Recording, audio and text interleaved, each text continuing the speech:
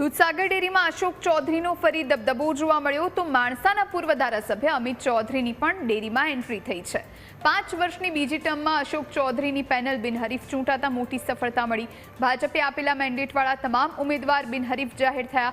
ડેરીના ઇતિહાસમાં એવું પહેલીવાર બન્યું છે કે તમામ ડિરેક્ટર્સ બિનહરીફ ચૂંટાયા હોય।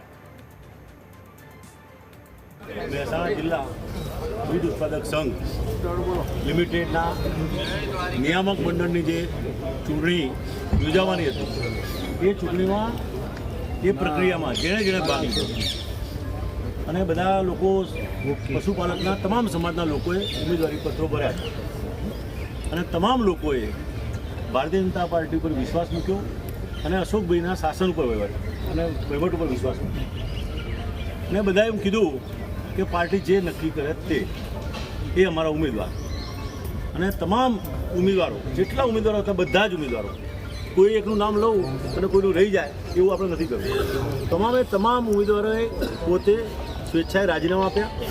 પાર્ટીએ ગહન ચર્ચા કરી અને ચર્ચા પછી નામ નક્કી કર્યા।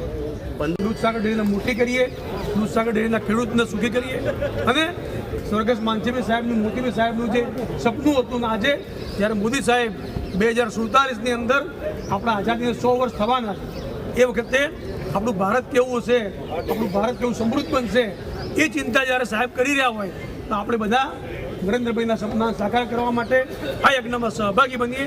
આપણે બધા સાથે અને હજુ પણ સારા કામ કરતા રહીએ એ જ પ્રાર્થના કરી વિરમું છું।